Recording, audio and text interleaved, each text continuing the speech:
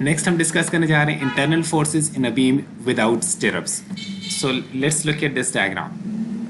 इस डायग्राम में क्या है, ये एक बीम का राइट एंड जो है हमें दिखाया गया है, जिसके अंदर ये रिएक्शन वाली साइड है और यहाँ इस तरफ कहीं जाके लोड लग रहा था इधर जाके, तो वो हमने यहाँ पे सेक्शन काटा, तो जहाँ पे क्रैक आ रहा था उसको हमने अलग से शो कर दिया। इंक्लाइन क्रैक आ रहा था, एक इंक्लाइन क्रैक, और हमने जो सेक्शन काटा है वो इंक्लाइन क्रैक से के अलोंग ही काटा है, यानी ऊपर से। यानी अगर हम बीम को फुल ड्रॉ करें तो ये बीम कुछ इस तरह से रन कर रहा था। हमने इसके अंदर यहाँ पे यहाँ जो है ना, जो क्रैक आ गया, इस क्रैक को शामिल कर, यानी इसकी एक फेस को लेके हमने एक फेस, यानी इस क्रैक के अलांग हमने कटिंग प्लान लिया और हमने फिर उसके बाद फ्री बॉडी डायग्राम को कंप्लीट कर लिया। अब हम देखते हैं कि इस पे कौन कौन सी फोर्सेस लग रही हैं इस कटिंग प्लान के ऊपर। हमने बेसिकली उन फोर्सेस को स्टडी करना है जो कि इन्वॉल्व हैं इस शीयर को कैरी करने में। ये रिएक्शन है, यहाँ पे जितनी फोर्सेस लग रही हैं इस सेक्शन के ऊपर, दे हैव टू इंश्योर कि इनका जो सम है that has to be equal to our magnitude wise, ताकि वो इसके वो कंप्लीटली रेजिस्ट कर सकें by requirement of equilibrium. External जो शेयर लग रही है that has to be equilibrated by sum of forces acting in the downward.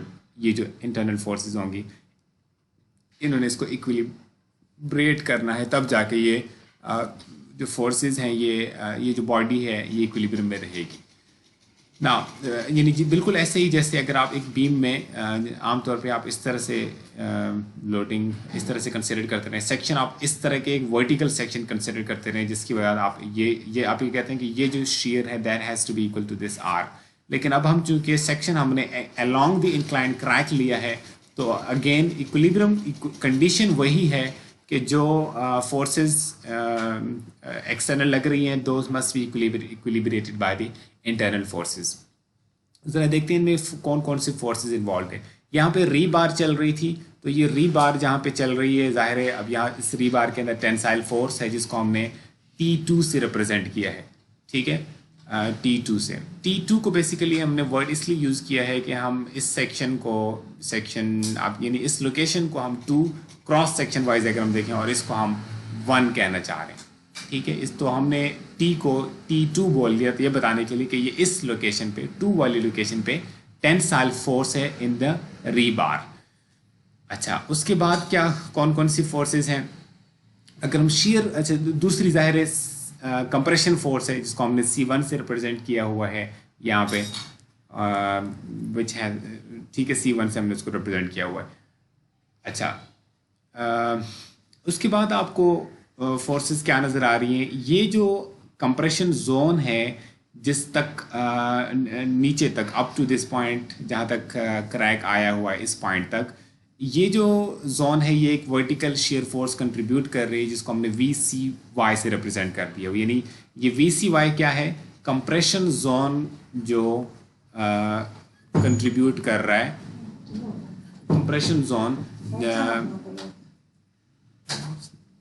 उसको हमने VCY से रिप्रेजेंट कर दिया। अब नीचे जो क्रैक के अलोंग ओरिएंटेशन चल रही है, यहाँ पे बेसिकली आपको नज़र आ रहा है कि क्रैक की 2 फेसेस कनेक्शन में थे। यानी अगर मैं ड्रॉ करूँ दोबारा से, तो वो क्रैक जो है यहाँ पे एक उसका ये इस तरफ का फेस था और एक इस तरफ का फेस था, तो वो जो क्रैक है उसकी 2 डिफरेंट साइड्स हैं। अब वो क्रैक की एक साइड हमने दिखाई हुई है, तो वो जो दूसरी फेस है वो यहाँ पे उसका और इस फेस के जो एग्रीगेट है उनके इंटरलॉकिंग की वजह से ये VA फोर्स प्रोड्यूस होगी ऑल अलोंग दिस ओरिएंटेशन। ठीक है, जिसको हमने एक जगह पे शो किया हुआ है VA। ठीक है, जिसका एक आप कह लें कि हमने एक रिजल्टेंट शो कर दिया VA, A for aggregate interlock की वजह से। यानी लेकिन अब इसका सिर्फ वो कंपोनेंट शेयर को रेजिस्ट कर सकेगा जो कि वर्टिकल है, क्योंकि ये R वर्टिकल है, तो सिर्फ वो इंटरनल फोर्सेस जो वर्टिकल हैं वो R को इक्विलिब्रेट कर सकेंगे। यानी ये VAY हमारा इफेक्टिव कंपोनेंट है इसके अंदर। अच्छा, दूसरी चीज़ क्या है, तीसरी चीज़ जो है वो यहाँ पे VD, D for dowel, dowel forces जो हैं वो बेसिकली चूँकि री बार आगे कंटिन्यूस जा रही है तो री बार की बेसिकली यानी री बार को समझ लें कि एक तरह से तोड़ने की ये कोशिश है। जिस अगर स्लाइडिंग होगी तो री बार को काइंड ऑफ तोड़ के स्लाइडिंग एक पॉसिबिलिटी मैं कह रहा हूँ कि हो सकती है। यानी यहाँ पे जो री बार है वो उसका री बार का जो अगला यानी जो कि सेक्शन के अंदर नहीं फ्री बॉडी डायग्राम के अंदर नहीं आ सका, बेसिकली वो फोर्स अप्लाई करेगा इस जगह पे वी डी अप्लाई करेगा, जिसको हमने डॉवल फोर्स कहा है। यानी shear यानी VD is the component of shear resistance provided by dowel action.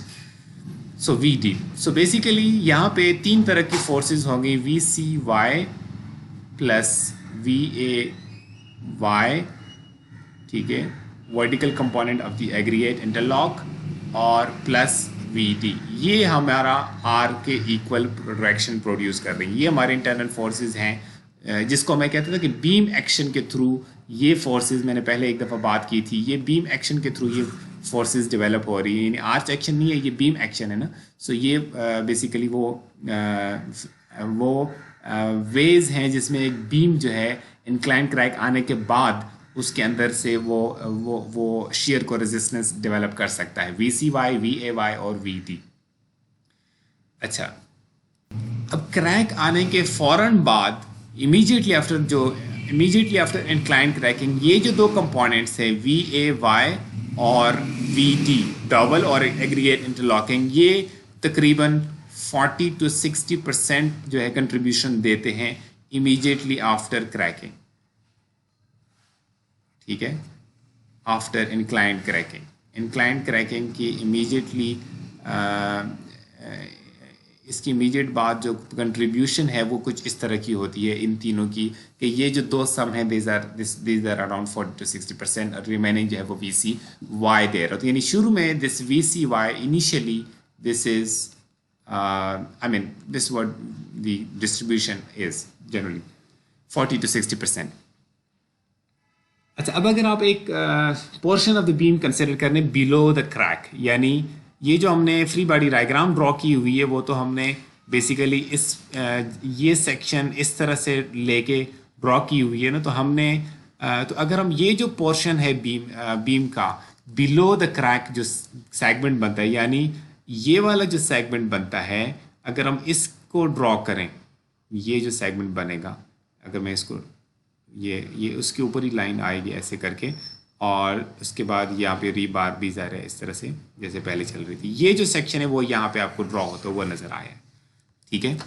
सो ये वो पार्ट है, यानी बिलो द क्रैक जो ड्रॉ हुआ है, यानी segment of the beam below the crack, जिसको हमने D, E और F कहा हुआ है, ठीक है। यानी DEF से हमने उसको नाम दिया ताकि बता सकें ना। बुक में तो अभी इसी तरह से हाथ रख के या पॉइंटर रख के तो नहीं बताया जा सकता, नाम देना पड़ता है ना। तो DEF, अब ये जो DEF सेगमेंट है, इस DEF सेगमेंट के अंदर अगर आप फोर्सेस इक्विलिब्रियम को ज़रा कंसिडर करें, मोमेंट इक्विलिब्रियम को ज़रा कंसिडर करें, अब जाहिर है वो जो ऊपर वाली फोर्सेस थी उनकी डायरेक्शन अपोजिट हो जाएगी। ये VA यहाँ पे इस तरह लग रहा था तो यहाँ पे ये ऐसे लगेगा। ये बाय थर्ड लॉ, आपको पता है न्यूटन थर्ड लॉ, इस तरह से फोर्सेस अप्लाई होंगी। सो ये I think you don't have a problem in understanding. ये इनमें VA शो कर दिया, ये VD शो कर दिया, यहाँ से इसके अपोजिट बनेगा। ये T2 टेंसाइल इस तरफ, ये T1 टेंसाइल इस तरफ, और रिमेनिंग जो फोर्सेस हैं उनको ज़रा मैं अभी एक्सप्लेन करने जा रहा हूँ कि रिमेनिंग फोर्सेस क्या कर रही है, यानी ये फोर्सेस कहाँ से और क्यों प्रोड्यूस हो रही है, मैं इनको एक्सप्लेन करने जा रहा हूँ। अगर आप ज़रा मोमेंट इक्विलिब्रियम को कंसिडर करें about this point E, let's consider summation of moment about E, ठीक है। लेट्स से मैं इस साइड को पॉजिटिव ले लेता हूँ, ठीक है। अब मेरे पास सिचुएशन क्या बनेगी, मेरे पास कौन कौन सी फोर्सेस हैं जो E के अबाउट मोमेंट प्रोड्यूस कर रही हैं। T1 का लीवर आर्म 0 है, T2 का भी लीवर आर्म 0 है, लिहाजा ये कोई मोमेंट प्रोड्यूस नहीं कर सकते। अच्छा, इसी तरह अगर यहाँ पे कोई फोर्स डेवलप होगी तो वो फोर्स इसके अबाउट कोई मोमेंट प्रोड्यूस नहीं कर सकती, लिहाजा मैं अभी उसकी बात, बल्कि मैं पहले इसी की बात कर लेता हूँ VCY प्राइम की। ये VCY प्राइम कितना होगा, VCY प्राइम अगर आप समीशन FY इक्वल टू 0 की इक्वेशन कंसिडर कर लें तो आप देख सकते हैं कि माइनस VCY प्राइम और वर्टिकल फोर्स एक ये है वी ए वाई, और एक और वर्टिकल फोर्स वी डी, ठीक है, ये है इक्वल टू 0। ठीक हो गया। सो हम अगर इक्वेशन लिखें तो हम यहाँ से लिख सकते हैं कि V C Y prime is equal to V A Y plus V D. ये हमारे पास इक्वेशन है इसकी, यानी ये जो वी सी वाई प्राइम है ये बराबर होगा V A Y plus V D के। अच्छा, एक चीज़ ये होगी, ये क्यों जा रही है, अगर आप इस सेगमेंट को देखें, इस सेगमेंट के अंदर वर्टिकल फोर्सेस एक वी डी है, एक वी ए वाई है, और एक, अब ये अगर एग्जिस्ट करती हैं वी डी और वी ए वाई, तो there has to be a force in the opposite direction जो कि इनको इक्विलिब्रेट करे, और वो फोर्स है वी सी वाई प्राइम। अच्छा, उसके बाद अब वी सी वाई प्राइम तो in terms of V A Y और वी डी आ गया। अब सर मोमेंट इक्विलिब्रियम को कंसिडर कीजिएगा। मोमेंट इक्विलिब्रियम के अंदर T1 और T2 की हमने बात कर ली है कि मोमेंट अबाउट E ले रहे हैं, तो they are not going to make any contribution towards this equation. इसी तरह अगर आप देखें तो ये वी सी वाई प्राइम भी E से पास कर रहा है, तो ये भी कोई कंट्रीब्यूशन नहीं दे सकता। इसका मतलब यह है कि रिमेनिंग जो फोर्स, अच्छा इसी तरह अब रिमेनिंग कौन कौन सी फोर्सेस रह गई हैं। रिमेनिंग फोर्स अगर मैं कंपोनेंट्स के बजाय वी ए एक्स और वी ए वाई के बजाय अगर मैं सिंपली वी ए की बात करूँ तो कोई ना कोई इसका मोमेंट होगा। मैं डायरेक्टली वी ए की बात करता हूँ, चाहे बजाय इसके कि मैं इसके कंपोनेंट्स की बात करूँ, तो मैं कहूँगा कि एक वी ए फोर्स है जो कि मोमेंट काज कर सकते हैं अबाउट ई, और एक वी डी फोर्स है। ये दो फोर्सेज हैं जो मोमेंट काज कर सकते हैं अबाउट ई। अगर मैं इनकी इक्वेशन लिखूँ तो कुछ इस तरह का लिख सकता हूँ कि मैं इनको लिखता हूँ ऐसे, मोमेंट ऑफ, मैं इक्वेशन में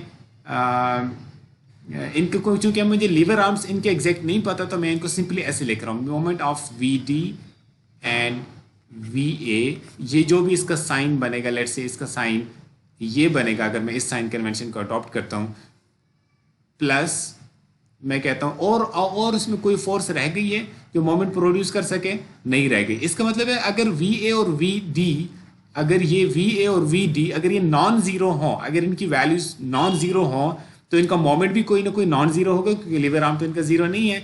अब ये इक्विलिब्रियम में रहने के लिए ज़रूरी है कि यहाँ पे भी एक फोर्स डेवलप हो जिसको हमने C1 प्राइम कहा हुआ है, ताकि ये सेक्शन इक्विलिब्रियम में रहे, और ये डेफिनेटली प्रोड्यूस होगा C1 प्राइम, क्योंकि ये जो क्रैक आपको नज़र आ रहा है जो कि यहाँ तक आया हुआ है, ये क्रैक शेयर क्रैक है, ये फ्लेक्चर क्रैक नहीं है। यानी इसके इमीडिएटली जो नीचे ये वाला जोन है ये कंप्रेशन में जोन है। जैसे पहले मैंने बात कर ली कि फ्लेक्चर शेयर क्रैक जो है वो कंप्रेशन जोन में भी पेनिट्रेट करते हैं। इसका मतलब ये कि ये जो क्रैक है ये इसका कुछ पार्ट टेंशन जोन में होगा और कुछ पार्ट कंप्रेशन जोन में भी होगा। तो ये यानी इसका मतलब ये नहीं कि इस क्रैक से नीचे सारा का सारा टेंशन जोन है, नो, यहाँ पे भी कंप्रेशन जोन है जो कि C1 प्राइम कंप्रेशन प्रोड्यूस करेंगे। हमने C1 प्राइम इसलिए कहा था कि हम C1 से इसको डिस्टिंग्विश कर सके। C1 सिर्फ यहाँ तक अनक्रैक्ड रीजन से जो कंप्रेशन फोर्स डेवलप हो रही है उसको C1 का है, जो जहाँ तक ये जो C1 प्राइम है ये उससे नीचे वाला जो एरिया है वो प्रोवाइड कर रहा है आपको, है वो कंप्रेशन में, लेकिन वहाँ तक शीयर क्रैक ने पेनिट्रेट किया हुआ है, ये उस रीजन से आ रहा है आपको कंट्रीब्यूशन कंप्रेशन में C1 प्राइम। इसको अगर आप जरा एक चीज़ को देखिएगा आप, इसमें C1 prime has to exist. ये मोमेंट इक्विलिब्रियम से भी हमें समझ आती है और वैसे भी हमें समझ आती है कि C1 प्राइम को कोई ना कोई वैल्यू होगी। अच्छा, ये इक्वेशन के अंदर अगर हम लिखना चाहें तो हम लिखेंगे मोमेंट ऑफ, मैं इसको भी सिर्फ नाम दे देता हूँ, मोमेंट ऑफ C1 प्राइम। इसका साइन चूंकि डिफरेंट होगा, इसे मैं इसके पॉजिटिव साइन लिखा और इधर मैंने नेगेटिव साइन लिखा, इस इक्वल टू 0। इसका मतलब ये है कि C1 प्राइम की अगर हम वैल्यू लिखें वो ऐसी लिखी जा सकती है, moment of sum of moments, ठीक है, moments of VD and VA। मैं इसको मैथमेटिकल ज़्यादा नहीं लिख रहा, लेकिन मैं आपको समझाना जो चाह रहा हूँ वो उसके ऊपर फोकस करना चाह रहा हूँ। दैट इज इक्वल टू, मैं थोड़ा सा स्पेस छोड़ के लिखता हूँ ताकि आप कंफ्यूज ना करें पैरामीटर्स को। So C1 prime has to be equal to sum of moments, या मैं ऐसे लिख लेता हूँ, sum of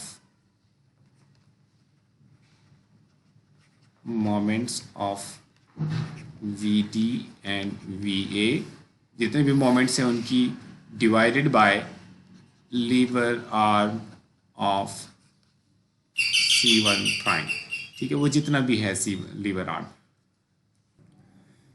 sum of moments of V D और V D and V A divided by lever arm of C1, ये हमारे पास बनेगी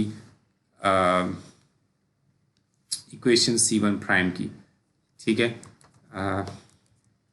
late me box it because I am going to talk about it in a while.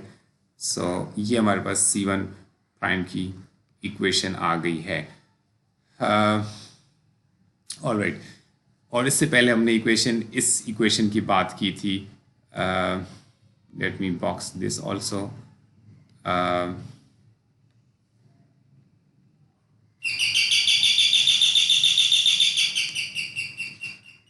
ये okay, finally जो मैं इसमें observation आपको दिखाना चाह रहा हूँ वो ये है कि ये वाला C1 और ये वाला C1 प्राइम और ये T1 ये इक्विलिब्रियम में है। अगर आप सेक्शन जो 1 की लोकेशन है, सेक्शन 1 अगर हम इसको कहना चाहें, अगर हम इस जगह को देखें तो टोटल कंप्रेशन हमारे पास एक अनक्रैक्ड ए बी जोन से आ रहा है C1, और इसके नीचे कुछ जोन है जिससे C1 प्राइम आ रहा है, और एक जोन हमारा एक हमें टेंशन मिल रही है T1 से, क्योंकि कॉन्क्रीट तो टेंशन में निगलेक्टेड है, इसलिए T1 has to be equal to so this T1 has to be equal to C1 plus C1 prime. So let me also note this down over here. So this would be T1 equal to C1 plus C1 prime. Now let's look at certain situation. अच्छा, अब जब ये crack appear होगा, ये वाला crack, अब उसके बाद जब जैसे जैसे लोड लगेगा ये वाइडन अप होगा। अब ये वाइडन होने की वजह से जो एग्रीगेट इंटरलॉकिंग है वो उसकी कंट्रीब्यूशन यानी वी ए वाई की कंट्रीब्यूशन रिड्यूस होती जाएगी। अब ये वी ए वाई की कंट्रीब्यूशन जब रिड्यूस होगी तो वी डी और वी सी वाई की कंट्रीब्यूशन को बढ़ना पड़ेगा ताकि ये आर को इक्विलिब्रेट कर सके। इसका मतलब क्या है कि जैसे मैं अगर इसी नीचे वाली इक्वेशन को लिखूं कि हमने ऊपर कहा था कि V C, let me change the colour, हमने कहा था V C Y plus V A Y plus V D has to be equal to R, external force को इन्होंने इक्विलिब्रेट करना है। जब ये जो कंपोनेंट है ये डिक्रीज होगा और अप्रोच करेगा ज़ीरो को due to widening of the crack, due to crack widening, और उसका फिर नतीजा ये निकलेगा कि you have to have VCY plus VD increase their contribution। अब इनकी contribution increase होने से क्या होगा, यानी ये जो हमारे सोर्सेज थे कंट्रीब्यूशन के, इनके स्ट्रेस पड़ेगा। क्या मतलब स्ट्रेस पड़ेगा? स्पेशली जो डबल एक्शन है, जब डबल एक्शन से ज़्यादा आप कंट्रीब्यूशन मांगेंगे तो डबल एक्शन के अंदर हमने डिस्कस किया था कि डबल एक्शन को प्रोड्यूस होने के लिए डबल एक्शन को उस वक्त तक कंटिन्यू कर सकता है जब मैंने पहले भी एक डायग्राम बनाई थी, अगर मैं उसी को यूज़ कर सकूं। हमने कहा था कि डबल एक्शन की वजह से कंक्रीट के ऊपर बेयरिंग स्ट्रेसेस अप्लाई होंगे और फाइनली इससे कंक्रीट जो है वो क्रैक होगा इसके अलॉन्ग, यानी ये जो फेलियर है या ये वाला फेलियर, ये फेलियर होगा, ठीक है, यहाँ पे क्रैक प्रोड्यूस होगा। यानी डबल एक्शन सर्टेन स्टेज के बाद इट विल ऑल्सो डिसअपियर। जब वो यानी देखें ना, जब वो डबल एक्शन की वजह से क्रैक प्रोड्यूस होगा तो वो वहाँ पे स्टील बार के जो इमीडिएट सराउंडिंग है वहाँ पे वो उसको थोड़ा सा फ्रीडम मिल जाएगा। यानी डबल एक्शन के लिए तो ज़रूरी था कि वो जो बार है वो कंक्रीट के अगेंस्ट बेयरिंग करे और वो स्टिफ हो, यानी ज़्यादा लूज ना हो बार। यानी समझ लें कि जब वो कंक्रीट बार के अराउंड जो री बार है उसके अराउंड जो कंक्रीट है जब वो क्रैक होगा तो वहाँ पे सॉफ्टनिंग हो जाएगी, यानी जो सुराख है वो बड़ा हो जाएगा और जो बार है वो उसके अंदर freely up and down move करेगी और उस वजह से वो जो रेजिस्टेंस उसको डेवलप करनी चाहिए थी वो डेवलप नहीं कर पाएगी वो बार। सो इस वजह से finally this VD will also be approaching to zero due to this will happen due to splitting crack, ठीक है, R bearing failure. अब जब आप इस इक्वेशन में देखें कि ये VD भी फाइनली आपका this is also reduce the contribution approaching to zero, यानी बहुत कम कंट्रीब्यूशन अब इससे मिलेगी. अब रिक्वायरमेंट क्या होगी कि VCY जो है वो बहुत उसको it has to be very large in order to contribute, in order to resist this R.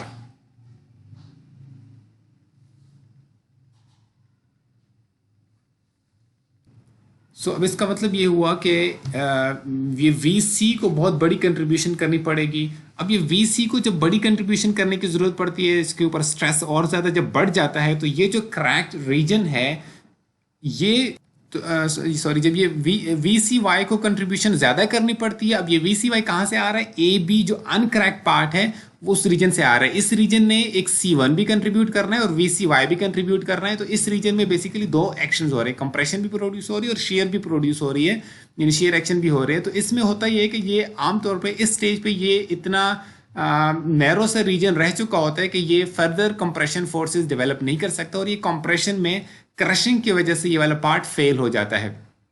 सो ये जिसको हम कहते हैं, जिसको पहले हमने डिस्कस किया था फ्लेक्सर शेयर कंप्रेशन फेलियर, जिसको हमने डिस्कस किया था. अगर आपको याद हो, ये हमने यहाँ पे डिस्कस किया था शेयर कंप्रेशन फेलियर. ये यहाँ पे ऊपर कंप्रेशन हो जाए, उससे जो फेलियर हो, तो इन कंप्रेशन जोन के अंदर फेलियर हो जाए शेयर की वजह से, तो उसको हम कहते हैं शेयर कंप्रेशन फेलियर. सो ये शेयर कंप्रेशन फेलियर आने की वजह से finally there will be collapse. इसी बात को आप इस तरह से भी समझ सकते हैं कि हमने कहा कि जब ये VA और VD, ये इस इक्वेशन को देखिएगा, जब हमने कहा कि ये VA और VD ये जब अप्रोचिंग टू ज़ीरो करेंगे ये दो, तो इससे अगर आप इक्वेशन में देखें तो यहाँ पे हमने जो इक्वेशन लिखी थी फॉर VCY प्राइम, ठीक है, ये जो सेकंड डायग्राम है, इस डायग्राम को देखिएगा. इस डायग्राम में जो हमने इसकी इक्वेशन लिखी थी ये वाली, जब ये दोनों अप्रोचिंग टू ज़ीरो होंगे तो इसका मतलब ये है कि ये जो VCY प्राइम है ये भी डिसअपीयर होगा, VCY प्राइम ख़त्म हो गया. और दूसरी बात क्या है कि अब जब ये VA और VD की वैल्यू ज़ीरो हो जाएंगी, यानी खुद ये फोर्सेस ही जब ज़ीरो हो जाएंगी तो इनका मोमेंट्स भी ज़ीरो हो जाएगा. तो ये जब ये न्यूमरेटर जब ज़ीरो हो गया तो अब ये जो भी लीवर आर्म है, इसका मतलब है कि ये आंसर भी ज़ीरो बनेगा, यानी C1 प्राइम भी डिसअपीयर हो जाएगा. यानी ये जो आपको नज़र आ रहा है कि C1 प्राइम यहाँ पे एग्जिस्ट कर रहा है, ये उस वक्त तक एग्जिस्ट करेगा कि जब तक कि VA और VD इफेक्टिव हैं, जब तक कि एग्रीगेट इंटरलॉक और डॉवल एक्शन कोई कंट्रीब्यूट कर रही हैं टुवर्ड्स शेयर एक्शन. तो उससे क्या होगा कि ये उस वक्त तक C1 प्राइम भी एग्जिस्ट करेगा और इसका मतलब ये है कि आपका जो C1 प्राइम की वैल्यू वो नॉन ज़ीरो वैल्यू होगी और आपका T1 जो है वो C1 और C1 प्राइम के सम के बराबर होगा. ठीक है, तो बहरहाल हमने डिस्कस कर लिया कि ये फाइनल कोलैप्स किस तरह से होगा कि कंप्रेशन वाली साइड पे जो AB रीजन है वो कंप्रेशन फोर्सेस को मज़ीद कैरी नहीं कर सकेगा और उससे आपका जो कंप्रेशन में फेलियर हो जाएगा, जिसको हमने शेयर कंप्रेशन फेलियर कहा था. इसमें जो इम्पॉर्टेंट चीज़ है वो जो मैं डिस्कस करना चाह रहा हूँ, या तो ये शेयर कंक्रीट की कंप्रेस हो जाएगी शेयर में, या अगर यहाँ पे कंप्रेशन रीइंफोर्समेंट है, यानी जो हमने डब्ल्यू रीइंफोर्स बीम्स पड़े हुए हैं, तो वो बकल भी हो सकती है, यानी ज़्यादा कंप्रेशन फोर्स जब उसने डेवलप करनी है तो फाइनली या तो वो जो रीइंफोर्समेंट है वो भी बकल आउट हो सकती है. एक वेरी इंपॉर्टेंट जो ऑब्जर्वेशन मैं आपके सामने यहाँ रखना चाह रहा हूँ वो ये है कि जब C1 प्राइम ज़ीरो हो जाए, ये इसको ज़रा देखिएगा, ठीक है, जब C1 प्राइम आपका ज़ीरो हो जाएगा, ये C1 प्राइम जब ये ज़ीरो हो गया, अब ज़रा देखिएगा ये ज़ीरो हो गया इस इक्वेशन में, यानी हमने कहा था ना कि जब ये नॉन ज़ीरो हो तो हमने जनरल इक्वेशन लिखी थी कि ये T1 has to be equal to C1 prime and C1 uncracked region से आ रहा है, C1 प्राइम उस रीजन से आ रहा है जहाँ पे शेयर क्रैक ने पेनिट्रेट किया हुआ है. सो अब इसमें C1 प्राइम जब ज़ीरो होगा, ये कब ज़ीरो होगा? जब ये VA और VD डिसअपीयर होंगे, जब ये ख़त्म होगा और VD ख़त्म होगा तो फिर उसके नतीजे में C1 प्राइम भी ख़त्म हो जाएगा और उसका नतीजा क्या निकलेगा उसका नतीजा ये निकलेगा कि जब इस T1 will become equal to T2। कैसे? चलो आपको ये तो समझ आ रही है ना कि T1 will be equal to, ये तो समझ आ गई ना कि T1 is equal to C1। जी आपको इसी क्वेश्चन से समझ आ गई। अगर आप यहाँ पे वर्टिकल एक सेक्शन काटें और उसमें समेशन ऑफ हॉरिजॉन्टल फोर्सेस करें तो आपको ये इक्वेशन मिली थी, T1 equal to C1 plus C1 prime. C1 prime zero हो गया तो T1 is equal to C1 naturally. अच्छा, अब इसके बाद आप ये T1 और C1 तो इक्वल हो गए। अब आप जरा नीचे वाली जो ये वाली फ्री बॉडी डायग्राम है, इस फ्री बॉडी डायग्राम को देखिएगा। इसमें अगर आप हॉरिजॉन्टल फोर्सेस के इक्विलिब्रियम को कंसीडर करें तो आपको ये नजर आएगा कि इसके अंदर जो T2 है, जो T2 plus C1 prime has to be equal to T1। इस फ्री बॉडी डायग्राम को अगर आप देखें, ठीक है, ये आपको नजर आएगा, यानी T2 ये वाली फोर्स और ये दोनों चूंकि एक ही डायरेक्शन में है तो मैंने इनको एक तरफ लिख दिया और T1 को मैंने दूसरी तरफ लिख दिया। अब इससे क्या होगा कि जब C1 प्राइम ये जब जीरो हो जाएगा, जब ये जीरो हो जाएगा तो T2 will be equal to T1। ठीक हो गया? यानी ये C1 प्राइम हमने पहले डिस्कस किया, ये क्यों जीरो होगा? जब ये V और VD जीरो हो जाए तो C1 प्राइम जीरो होगा। हमने दो चीज़ें देख ली इसमें। C1 प्राइम जीरो होने से T1 बराबर हो रहा है C1 के और T2 बराबर हो रहा है T1 के। इसका मतलब बेसिकली क्या हुआ कि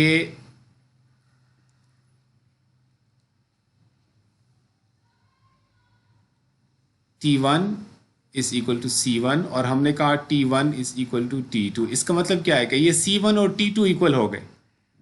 T2 equal to C1, T2 equal to C1, ये क्या मतलब बनता है इसका? इस फिगर में T2 अगर C1 के इक्वल हो रहा है, ये लेटर स्टेज पे होगा जब ये V और VD डिसअपियर हो चुके होंगे, तो T2 will become equal to C1। इसका मतलब क्या है?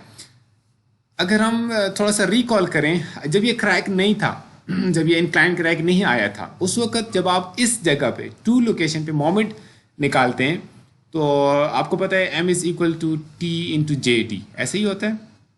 हम इसका मतलब है अगर M2 की बात करें तो T2 लिख सकते हैं यहाँ पे और इसको JD2 लिखना चाहे तो लिख सकते हैं, लेकिन मैं फिलहाल इसको JD ही लिख रहा हूँ। इसका मतलब है T2 before cracking it was equal to M2 over JD before cracking. लेकिन अच्छा, अब क्या हुआ कि अगर हम सेक्शन 1 को देखें, वन जो लोकेशन है वहाँ पे M1 is equal to T1 into JD और T1 की जगह मैं C1 भी लिख सकता हूँ इंटू JD, ऐसे ही है। ठीक हो गया? Now look at this, C1 is equal to M1 over JD, ये लिखा जा सकता है इस इक्वेशन से। अब ज़रा देखिएगा, T2 बराबर है M2 ओवर JD के और C1 बराबर है, ये तो था बिफोर क्रैकिंग T2 की वैल्यू और ये भी बिफोर क्रैकिंग। आफ्टर क्रैकिंग हमने देखा T2 is equal to C1। मैं थोड़ा सा इसको जगह मैंने थोड़ी कंजेस्शन कर दी है, मैं इसको मिटा रहा हूँ, सारे को मिटा रहा हूँ। थोड़ी जगह कंजेस्टेड थी, मैं इसी में लिखता गया तो आई थिंक फ्लो जो है वो उतना प्रॉपर नहीं बन पाया। लेट मी री राइट दीज इक्वेशंस ताकि आप इनको मिक्सअप ना करें। This is something very important I want to discuss. ये आपको एक नई चीज़ है आपके लिए जो मैं यहाँ पे डिस्कस करने जा रहा हूँ। हमने अभी डिस्कस कर लिया, मैं उन रिजल्ट्स को लिख रहा हूँ कि when C1 prime equals 0 after VA and VD disappear, ठीक है, इसके बाद ये लेटर स्टेज पे होगा। सो उसके नतीजे में हमने एक बात ये की कि जब C1 प्राइम 0 होगा तो T1 will be equal to C1, यानी सारी की सारी कंट्रीब्यूशन ऊपर AB जोन से कंप्रेशन में आएगी C1 और नीचे ज़ाहिर है T1 डेवलप होगा। यानी एक बात हमने कही T1 would be equal to C1। ठीक हो गया? यानी C1 वो पार्ट है जो कि फ्रॉम AB सेक्शन आ रहे हैं, फ्रॉम AB रीजन आपके पास आ रहा है। ठीक है? अच्छा, सेक्शन 1 के ऊपर जो AB रीजन है यहाँ से। अच्छा, दूसरा हमने कहा कि अगर हम इस सेकंड जो फ्री बॉडी डायग्राम आपको दिखाई गई है नीचे वाले ब्लॉक के, इसमें आपको नज़र आ रहा है कि T2 और C1 प्राइम मिल के T1 को रेजिस्ट कर रहे हैं, यानी T2 और C1 एक तरफ एक्ट कर रहे हैं और T1 दूसरी तरफ एक्ट कर रहे हैं। अब चूंकि ये 0 हो चुका है तो T2 has to be equal to T1। Bars की दोनों एंड्स, ये T2 का जो कि सपोर्ट के थोड़ा करीब है, वहाँ पे जो बार में फोर्स है वो बराबर हो गई है थोड़ा सा जो राइटवर्ड सेक्शन था, जो कि 1 सेक्शन हम इसको कह सकते हैं, उसके उस जगह जो फोर्स है उसकी इक्वल होगी। यानी अगर मैं इसको लिखना चाहूँ, हमने कहा कि T2 is equal to T1। इन दोनों इक्वेशंस को देख के मैं लिख सकता हूँ कि ये दोनों बराबर हैं बेसिकली, यानी T2 is equal to C1। और हमने ये देखा है कि अच्छा T2 is equal to C1। अब इससे जो मैं आपको बात समझाना चाह रहा हूँ वो ये है कि C1 किसके बराबर होगा? It will be equal to M1 over JD, absolutely यही होगा। इस लोकेशन पे जितना मोमेंट है डिवाइडेड बाय JD, ठीक हो गया, M1 ओवर JD। और T2 भी इसी के इक्वल हो गया, M1 ओवर JD, ठीक है। यानी एट दिस स्टेज से मेरी अगेन मुराद ये है VA and VD have disappeared, ठीक है। At this stage T2 is equal to M1 over JD before cracking, before this stage, ठीक है। यानी before this stage अब आप समझ सकते हैं कि क्या मतलब है। T2 was given by M2 over JD। अच्छा, अगर आप जनरली मोमेंट डायग्राम्स को रिकॉल करें तो ये सपोर्ट वाली रीजन के करीब जो सेक्शन है, जिसको सेक्शन 2 कहा हुआ है, वहाँ पे मोमेंट कम होगा और यहाँ पे मोमेंट ज़्यादा होगा generally speaking. Let's uniformly distributed अगर लोड हो तो इसका मतलब ये है कि M1 जो M1 है, M1 is greater than M2, ऐसे ही है, M1 is greater than M2। So T2 की वैल्यू जो कि पहले M2 और JD से आ रही थी, now it is coming from M1 और JD, और M1 ग्रेटर है M2 से। इसका मतलब ये है कि T2 force in the beam in the bar is governed bye moment at section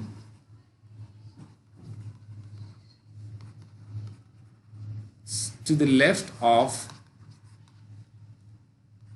T2। यानी सेक्शन 2 पे जो फोर्स है, यानी इस जगह जो टेंसाइल जो रीबार में फोर्स है वो गवर्न हो रही है, बराबर है सेक्शन 1 पे मोमेंट डिवाइडेड बाय JD के। यानी इस इंक्लाइंड क्रैकिंग ने इस जगह जो बार की फोर्स है वो, अगर हम बिफोर क्रैकिंग देखते तो वो इसी जगह पे मोमेंट डिवाइडेड बाय JD के बराबर था, लेकिन इस इंक्लाइन क्रैकिंग ने सिचुएशन बिल्कुल बदल दी है। इस लोकेशन पे सेक्शन 2 पे जो रीबार में फोर्स है वो बराबर हो गई है सेक्शन 1 पे मोमेंट डिवाइडेड बाय JD, जो और सेक्शन 1 पे मोमेंट तो ग्रेटर होगा क्योंकि वो सपोर्ट से मिड स्पैन से ज़्यादा, सपोर्ट से थोड़ा ज़्यादा दूर है, सेक्शन 2 करीब है सपोर्ट के। इसका मतलब क्या है कि जब आप बार की कट ऑफ पॉइंट्स को डिस्कस करेंगे, बार कट ऑफ पॉइंट्स, ये वेरी इंपॉर्टेंट हो गया। बार कट ऑफ पॉइंट्स को डिस्कस करते हुए अगर आपने मसलन मोमेंट डायग्राम को, आपको पता है कि बार कट ऑफ पॉइंट्स से मेरी क्या मुराद है, मसलन हमने फ्लेक्चर डिज़ाइन पढ़ा हुआ है। फ्लेक्चर डिज़ाइन में आप क्या करते हैं, जितना मोमेंट ज़्यादा होगा उतना आप एरिया ऑफ टेंशन स्टील ज़्यादा डालते हैं, ऐसे ही है। अच्छा, अब अगर आप सेक्शन 2 पे एट सेक्शन सेक्शन 2 है ये, सेक्शन 2 पे रिक्वायरमेंट चेक कर रहे थे, सेक्शन 2 पे एट सेक्शन 2 अगर आप रिक्वायरमेंट चेक कर रहे थे AS की, कि कितना AS रिक्वायर्ड होगा, अगर ये आपने बेस कर दिया ऑन M2 जो कि उसी सेक्शन पे, यानी सेक्शन 2 की मोमेंट है, उसी जगह जो मोमेंट है उसके ऊपर अगर आपने बेस कर दिया तो आपने बिफोर क्रैकिंग वाली, यानी बिफोर इंक्लाइन क्रैकिंग वाली जो सिचुएशन है, यानी इस बेस पे आपने चूज कर दिया रीइंफोर्समेंट को।